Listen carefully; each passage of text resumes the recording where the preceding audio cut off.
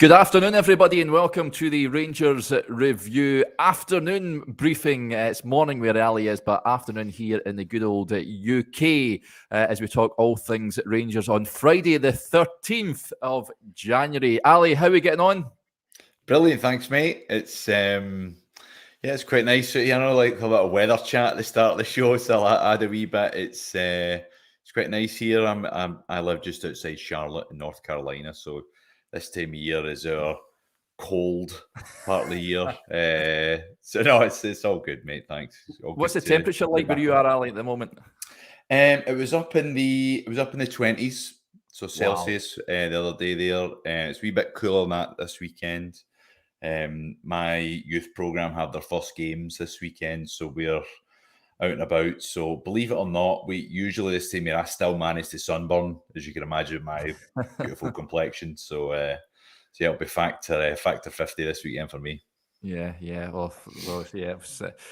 We long for the 20 degrees over here. That's for sure. Not quite like that here. Blistering cold and swirling winds. But hey ho, people are tuning in to talk all things Rangers. Before we do that, folks, just a word from our sponsor, Seneca Medical Group. You can see their branding on the screen there.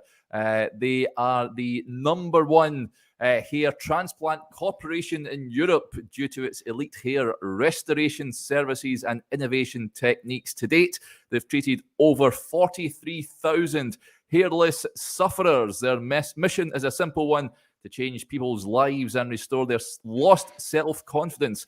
And it's their vision to lead the hair restoration industry to new heights worldwide and offer the most advanced treatments at an affordable rate. So there you go, folks. If you want to reignite the top of your cranium, then this is the group to go to, Seneca Medical Group, and I'll pop in the links. They should be in the description box as well for you, so do go check them out if that's something you're thinking of doing. Right, let's talk Rangers, Ali. Michael Beale has just given us a pre-match press conference ahead of Sunday's League Cup semi-final against Aberdeen. Before we touch on that, get your thoughts on last Sunday's match against Dundee United at Tannadice. Seems almost a lifetime ago now, but Rangers going up there. They won 2-0. You predicted rightly, although it took the second half. I think the introduction of Alfredo Morelos to sort of spark them into life somewhat. Fashion Sakala with a great goal. And then Malik Tillman rounded things off. 2 goals in 2 minutes. What did you make of the performance up there? You know what? I think first of all, and this has maybe went a little bit under the radar this week, and obviously all of the chat is, I guess, the improvement in Dundee United. You know, there's a lot of hat tipping goes to managers in the league whenever they come up and play well against Rangers, and I don't necessarily think their manager got that after this week. I thought they set up really well. I thought they made it really hard for us. While I think the points that Beale made about the movement and the attacking actions in the first half, once they were fixed in the second, I think we were, a lot more comfortable. But, I think we've somewhat got a tendency in these games as well to panic, because we're used to in away games this type of story, right, where we start poorly and we've got to try and work it back. I thought a lot of the first half was promising. We're still seeing a continuation of this style of play where we're focusing on one side of the field, right, where there's lots of overloads, lots of movement on the left side, for example. And I just felt we switched that in the second half. And then you add in, obviously, Alfie coming in. You boost the performances of Kent and Tillman as well. Sakala, obviously, got a wee bit more freedom. And things start to look a bit better. So I think as these games go on, hopefully we'll start to see the anxiety level drop. The support, and we can start to trust these lads a bit more. I think that's really been the issue, right? Is that when Beale talks about confidence coming from the players, comes from us too. We've got a lack of confidence in them sometimes to perform. So when they do it, it's almost like relief that we've got the result. But I know where they win, and again keeps the momentum going, right. Yeah, you get some positive comments coming in from Positive Vibe Ali. It says, good to see Ali on again. I like that he brings a level-headed opinion. So there you go. You've got a fan on the chat. Right, lots of comments coming in. Let's talk about the press conference that Michael Beale has just given. Loads packed in there as ever. What I'll do is, folks, if you've not had a chance to watch it on the club's YouTube channel, we've got the transcript on the website. I've bunged it in the comments section there, so you can have a wee read as and when. First of all, he was asked on transfers. He was asked, where are you transfer-wise? He says it's progressed well in terms of where it is at. As soon as there is news, we will let everyone know. We are eager to let everyone know. It will take a little bit of time. My bit is done, if that makes sense. And now it's over to other people to finalise things. As far as I can see, I am really pleased with the way 2 or 3 things are going. They're heading in the right direction. I didn't think anyone would be in before this game, talking about Aberdeen, of course, and I didn't want to disrupt the group either. The group is quite settled at the moment. Hopefully in the next week or so, we will see 1 or 2 things. And he was then asked about Todd Cantwell, of course, heavily linked to the Norwich City midfielder. He's a player with a lot of ability, and there will be a lot of interest in him. He's a player I like a lot, as I said last week. Out of respect, I can't really say much more than that. I think you're not far off the track with what you are all insinuating. Keeping his cards close to his chest there, Ali. Todd Cantwell, someone's been heavily linked. Would you like to see him at Ibrox? Of course, he's a really talented boy. I could definitely add something to our team. There's that name recognition there that is perhaps not the case with, if we're looking at boys from, Eastern Europe or, obviously Celtic have run at the Asian market and are signing players from there. So, while there's the videos and there's the clips you can see of boys out there, signing British players, I guess, is a positive because, let's say, name recognition, we've saw them play. There's, an understanding of what they can bring. We're clear on what their qualities are. There's that, I guess there's a less of a threat of settling in, right? And that there's a lot of British boys in the team. So you'd like to think that that'll be fairly swift. Moving house, moving apartment up the roads shouldn't be too big a culture shock. So I think it definitely ticks all the boxes as someone that should be able to come in and settle. I guess the bigger issue is the amount of games he's played, right? And just genuine match fitness that he's got. Is he going to be able to come in right away and play 90 minutes every match? Beale spoke a lot about rotations and, got 5 subs now and we can use everyone. So I think that'll certainly help him if he's the guy we go for, because I think he's going to need that. I guess the bigger thing, mate, in all these signings is, going back to the name recognition pieces, is fans turning themselves on or off to a player before they're even in the door. We've saw better players and worse players than him, come in and again, conversely do really well or really struggle. So my hope is for any players that come in January is that they hit the ground running and we get some positive vibes behind them. Because as we saw last year with the boy Diallo, for example, it went south fairly quickly and we've all sort of written him off before he really got the chance to do it. Add to that, I think the manager wrote him off as well. So you'd like to think the way that Beale's talking about the transfers this time round, he's pretty much identified them, right? And it's up to him now to make it work, I guess, if we can get the deals done. Yeah, lots of comments coming in. Cliff says Ali knows his football. He absolutely does. And he's tuning in all the way from windy and cold Los Angeles. Oh, what a shame, Cliff. I'm sure it's not all that bad. And then he just asked, I think you touched on that, Ali, about the signing targets. Cantwell is one. Tom Davis has sort of been linked as well. It's got a bit quiet in the last few days with regards to the Everton midfielder, Ali. That aside, is there any other positions you feel that Rangers need to strengthen in this window? I think the problematic right midfield, right wing is an area that's often brought up, but the style that Michael Beale plays, is that an issue really going forward? I think in the short term it is, because we're relying on probably backup guys. So, for example, Sakala's been playing in there, who I think is probably an off-the-bench guy. Or maybe playing Tillman out of position by moving him forward into there. So is there really anyone right now pardon me, that's got that nailed down, or we see, doing a similar role to Kent but the other side? Probably not, right? So again, if they were to sign someone in that forward position, I think the lad from Blackpool could, they've identified maybe as somebody that could play in there. I'll be honest, mate, I still think we need to, as we mentioned the last time I was on, solve the holding midfield position. I know that the lad Raskin, they've identified, and again, that's all sort of went quiet. Maybe a bit of an impasse there with his club in terms of he's obviously fell out with them, so they're looking for a return on their investment rather than just letting him go. Mm-hmm. Whereas I think the lad just wants it at the club. So I guess that's the tricky part with these transfers, right? Is that the easy part's getting them to sign, right? The easy part's Beale sitting on a Zoom call and saying, do you want to come play for Rangers, right? Because every player's going to say yes, or certainly the ones that you'd like to think we've identified.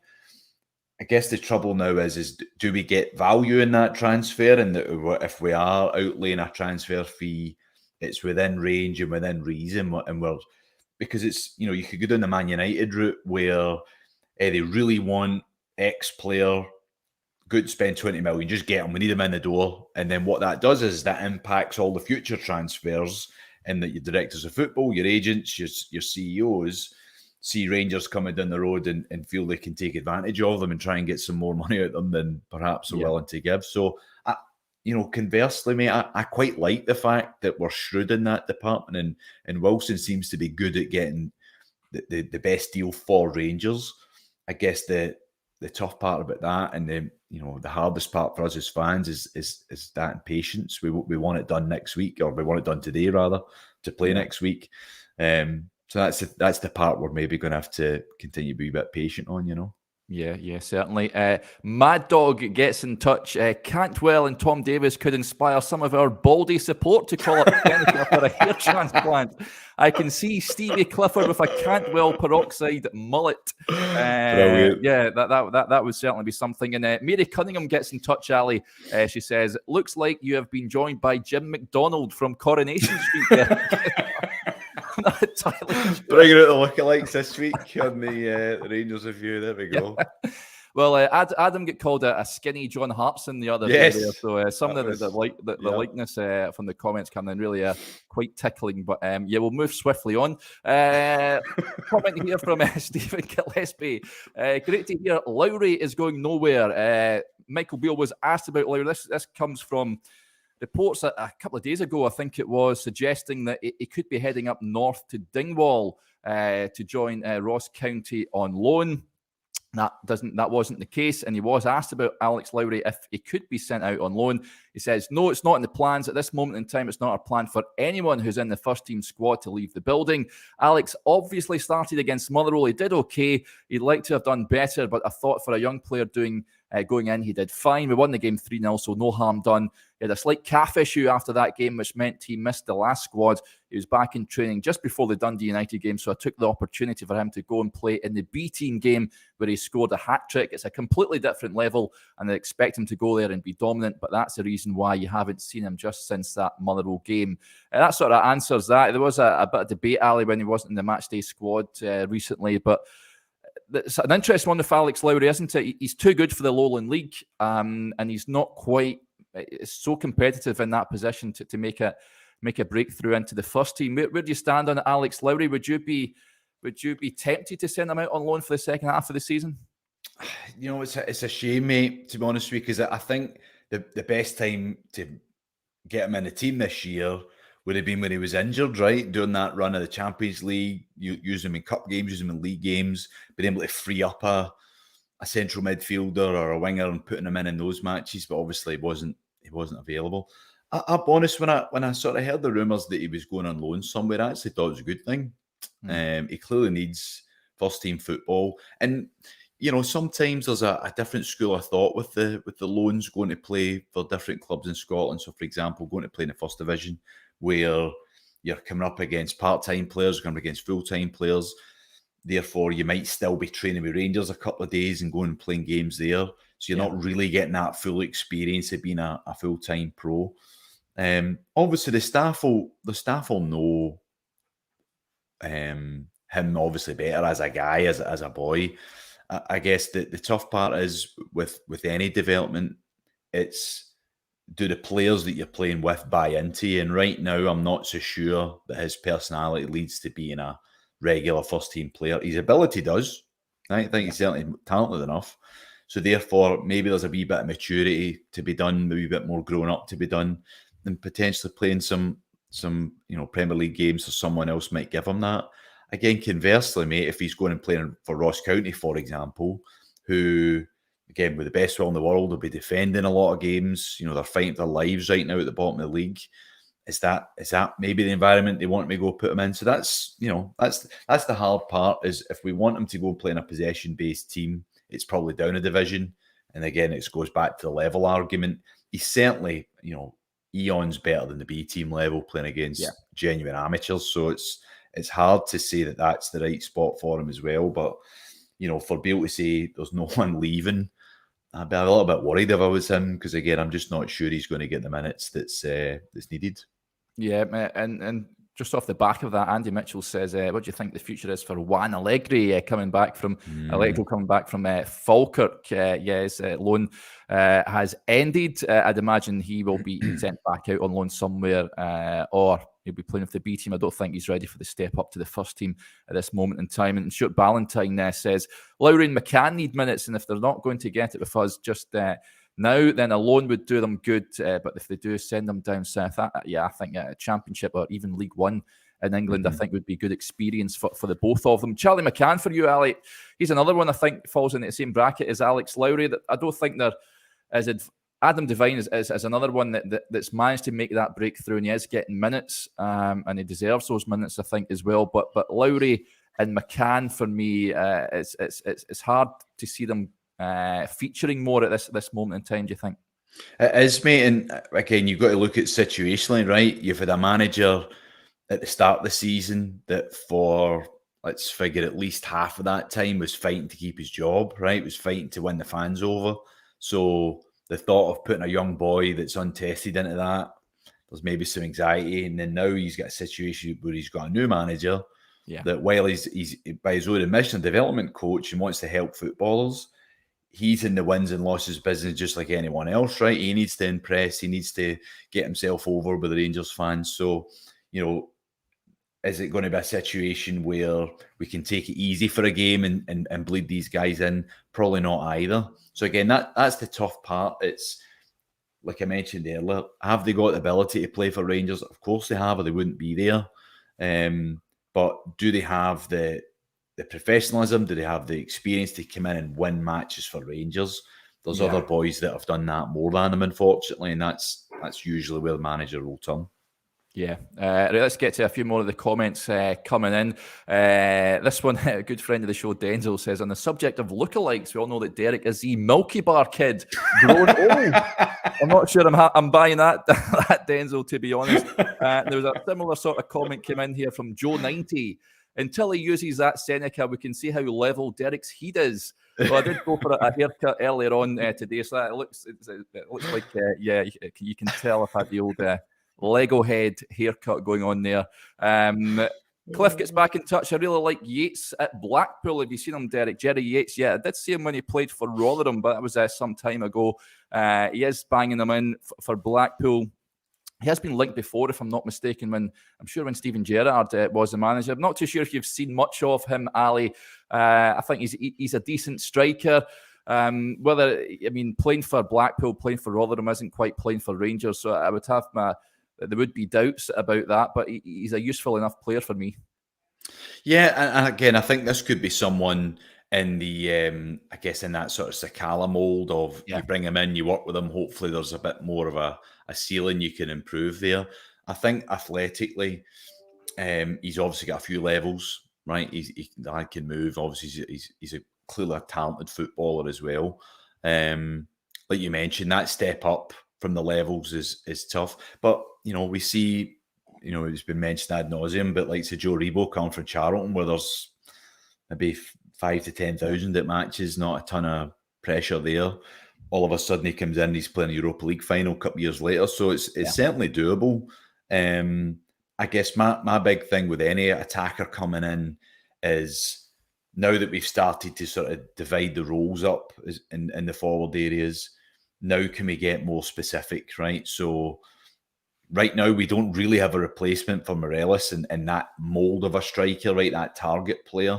I don't think he really fits into that, particular area. So if it is in the support play underneath the forward, do we see him being better than Hadji? Do we see him being better than Lawrence or Sakala, for example? Or are we just putting him into that pool of players that could play there? So I guess that's the challenge for Yates moving forward. If indeed they go for him, is do they see him as being a starter? Or if that's not the case, then what's he coming on to do? Yeah, I tend to agree. Some other comments coming in, Ali. Forget Rangers. SH says, what's Ali's favourite bar in Glasgow when he's over? Oh, Jesus, honestly, Derek, I'll be honest, mate, the last time that I was in Glasgow, I was probably 22, so that'd be what, 15 years ago, 16. So I'll be honest, I couldn't even tell you what bars are in Glasgow anymore. Never mind where to go to. We need to get you back over, Ali. Yes. It's been too long. Let's touch on this one from Mad Dog. Lawrence is a real worry. Recurrent Achilles injuries are a killer. When you're pushing 30, his pace will be done. Asked the manager for an update on Ridvan and Tom Lawrence, and this is what he said, folks. He said, Ridvan will be another 3 to 4 weeks before he plays. Tom Lawrence at the moment is doing isolated rehab. He had a slight discomfort, nothing major, but we're just seeing how he goes with the rehab. So he's probably been delayed. And he added, if all goes to plan, you'll see Yanis Hadji in the St Johnstone home game at the end of the month. Positive news on Hadji, Ali, but Tom Lawrence is a worry. We've not seen him since the end of August. Top player when he's on his day. However, this is really concerning. No timescale as to when he's going to return. And again, we've lived this so often, mate. When there's no timescale, usually it means two things. There's another op in the horizons, or there's certainly one that they're planning on doing. So that'll obviously come out as and when that happens. Or pardon me, or maybe it's just that thing of there's just pain there, and they're trying to figure out where it's coming from. Like anything with rehab, there's different parts to it. So it's the leg muscles, it's the doing the squats and the gym, it's doing sprinting, it's doing ball striking. All of those things obviously can affect the muscles differently. I mean, you've not played football for a long time, just general pain of getting out there again. You're trying to manage that. I think the bigger one for me, to be honest with you, mate, because we've sort of known about Lawrence. And the issue is Ridvan. You're hearing another 3 to 4 weeks. I feel like we heard that 3 to 4 weeks ago. Yeah. So this seems to be the most prolonged hamstring injury without it being a tear that I've heard in quite a while. So again, there's sometimes with these players have got the lower centre of gravity. The smaller players, the more stocky built players, it tends to be more back issues than just hamstring. So maybe there's an element there of maybe being overworked this this autumn, and it's taking its effect on him. Yeah. I think at the time, a good few weeks ago, he said he suffered the worst sort of hamstring injury you can have. Ridvan, and it was a 12-week job. But yeah, we're not going to see him anytime soon, which is unfortunate. There's an interesting point raised as well I wanted to touch on from Rob Call, who gets in touch. Most interesting part of the press conference for me was he said Robbie McCrory will be given a chance. Just wondering what games he'll feature. Yeah, it was asked about the goalkeeping situation, if he plans on rotating in future. Of course, we've seen John McLaughlin start at Tannadice, and he was asked if Robbie McCrory is part of the rotation plans. He says, yeah, definitely so, with Robbie getting an opportunity between now and the end of the season. He's got an ankle ligament injury, so he's been out for 2 weeks and will be out for another 2 or 3. He's not been in contention, unfortunately, but Robbie's a guy I've got a lot of faith in. He's a young goalkeeper that needs an opportunity. He's shown he can play in our top division on loan and do well. He's broken into the Scottish team as well. You go off what you see in training, and I have no bias to anyone here. You earn the shirt in training. I felt it was the right game for John to go in against United because I expected the game to go a certain way. It didn't, but we got the clean sheet with John in goal, so no harm done. Once Robbie is fit, the plan before the end of the season is to give him an opportunity to showcase that he can be the number one here for Rangers going forward as well. What do you make of that, Ali? Certainly positive news in terms of Robbie McCrory's future. And what does that say maybe about Allan McGregor? Has he been phased out? I think so. I think they've, that certainly over the break, maybe they've had the chance to sit down with McGregor and say, okay, how are we going to play this? Because, clearly he's got talent. Clearly he trains to a high level. He's obviously a great professional. So to Beale's point about if this is a training performance, who are picking off the back of it, it's actually hard to then not pick McGregor, right? Because he's been training at this level for such a long time. I'm sure it's like clockwork for him. When we talk about putting goalkeepers into games and trying them out, I get a little bit wary, more so because, again, it's a back five thing with a goalkeeper. It's not like just putting a left back in. Your goalkeeper's so fundamental to how you defend, where you defend, communication, setting lines. I guess the thing that McCrory's got on his side is he knows all these boys. He's been around the first team for a long time. So there's that familiarity is there off the field and obviously in training. They just don't have that huge body of evidence to suggest it's going to be a positive thing, in obviously league matches. I think we're going to get to a point in the season, certainly towards the end of February, that, the staff can really assess it and say, where are we in the league? Do we have a chance? Right? Have Celtic drop points? Have we dropped points? Do we really see ourselves winning this league? And I think if they're honest with themselves in those moments, there's going to be a tipping point where, okay, maybe we want to win every game still, but it's, if we put McCrory in for a league match, then, what's the harm? I think we may get to that stage in the season where we've clearly got to see him out there playing before we make any final decisions. It's obvious that they like McLaughlin, right? It's obvious that they trust him in these games. And I think it's definitely the case with McCrory, but is it a case of now they're looking between John and Robbie? Are they going to be the backups next year, as in the first backup? So, you know what I mean? It would suggest that McLaughlin's going to be that guy. Therefore, if McCrory's fighting for that second jersey, I'd like to figure we're going to sign a new number one. But I guess everything that's underpinning this, to your earlier point, mate, is McGregor being phased out. I think the answer is yes. I think that's probably the right time to do it. Yeah, you sort of answered the question I'm going to pose to you, Ali, whether you would like to see someone else being brought in as the number one, or do you have, I guess, modern day clubs these days have three goalkeepers on the books. And do you think we've not really seen much of McCrory apart from 2 games last season, more than a year ago now? But I guess the manager sees them in training at close hand. He'll know their abilities. But I guess, would you like to, I know he's touched on this before, the manager says it's not an area he's looking to strengthen this month, but it's certainly an area that needs strengthened, isn't it? I mean, John McLaughlin's 35 now, I think, if I'm not mistaken as well. They need to be looking to the future, don't they? Listen, it's a shame, right? But the realities of football are, if you've been playing first team football, then you're going to be more appealing to be a number one than a guy who's sat on the bench for a couple of seasons, right? And whether or not that guy coming in's got a tons more ability, or, whether or not he played at a really high level, I think sometimes immaterial for goalkeepers. It's a sort of steel sharpened steel analogy, right? If you've been doing it a lot, then coming in and being a first-time goalie is just that much easier. And again, we go back to what we said right at the start of the show with Lowry. Anyone coming in to be a goalkeeper for Rangers needs to carry that respect. So McGregor had that because of who he is and his personality. Does the other 2 boys have that in the squad? Probably not, right? Just again, based on being a backup guy. That could change over the course of this year if McLaughlin comes in as a stormer. Then maybe he is the number one going out next year. But personally speaking, I would like to see us with a profile of a goalkeeper that we can see being with us for 5 or 6 years. Now, again, that's easier said than done, obviously. This idea of going out and signing a a backup goalkeeper from Man United or somewhere in England that is experienced and has played at a good level is one thing.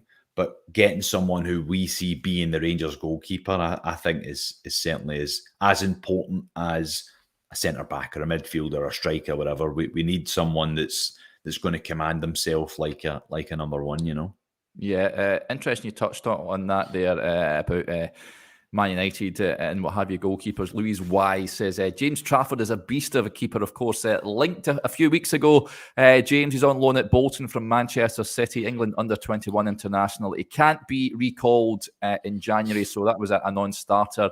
But he is certainly someone at Rangers are reportedly scouting at the moment. I would have no qualms if they were to make a move in the summertime. Whether Man City would be allowing him to go out on a permanent deal is another thing. But yeah, certainly he's got a really bright future in the game. Has James. I've been really impressed with him this season at Bolton. And a comment coming in here from Denzel Ali. No wonder Ali doesn't come back to Glasgow. Just taking a look at Portsmouth, New Hampshire. Looks fabulous. What's it like down there? You've been there?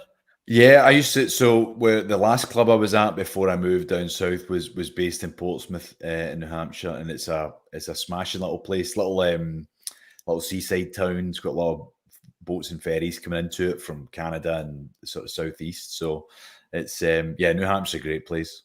Yeah, fantastic stuff. Snowy, right, I'll be honest, this time of year, mate. That's the penguins are out in full force this time of year. That's why I moved away from the northeast. The guys that are listening in Canada will know the pain of having to shovel 10 feet of snow off your driveway every morning. So gee whiz, holy moly, not the best. Right, that'll do us there. Ali, if people want to get in touch with you on Twitter or wherever, or the great work you do with your retro football analysis site, yes. where can they find you? On Twitter, it's just simple at Ally Bain. Not to be confused with the Scottish musician that we used to born at New Year. That sometimes goes off the comments. Unfortunately, I'm not related, nor am I related to Martin Bain, which is another one the other week I got, thankfully. So yeah, retrofootballanalysis.com is again another project that I work on in my spare time. I'm actually working on a project right now looking at all of the games from the 9-in-a-row season. So I'm putting together a month by month sort of breakdown, and it's been, I mean, Derek, you and I basically live in the 90s mentally anyway. So, it's certainly it's good to go back and watch games from that era. So it's keeping the fires burning. Yeah, fantastic stuff. And Kev Armstrong says you can find Ali on Twitter or in the Rovers return. Like Big Jim, I'm sure, is he still in Coronation Street? I'm not. Let I say, we live in the 90s, so he's still probably somewhere. On that note, thanks to everyone for getting in touch with the programme. It's very much appreciated. Just a reminder, folks, the ticker below, we've got that offer on the website, our New Year offer, £2 for 2 months worth of content. And there's loads on there. Head over to rangersreview.co.uk/subscribe for all the details. And you can subscribe to the YouTube channel for absolutely nothing. If you hit that, then you can click the bell, and it means you'll never miss a video when we go live. We'll be back again on Sunday for all the usual pre-match build-up ahead of the game at Hampden, so we hope you can join us for that. Ali, score prediction for Sunday. You got last week's spot on. Is it another victory, you reckon? Hopefully. That would be nice, right? If we get there. Aberdeen haven't been on a great run of scoring right now, so again, I'm figuring, or I'm hoping rather, we keep another clean sheet. So I'm going to go one better than last time. I think we're going to have a good performance. I'm going to go 3-0. Wow. This weekend. Yeah, I'll bite your hand off for that. Looking forward to it. If you're heading to the game, then safe travels, folks, and we'll speak to you all on Sunday. Bye.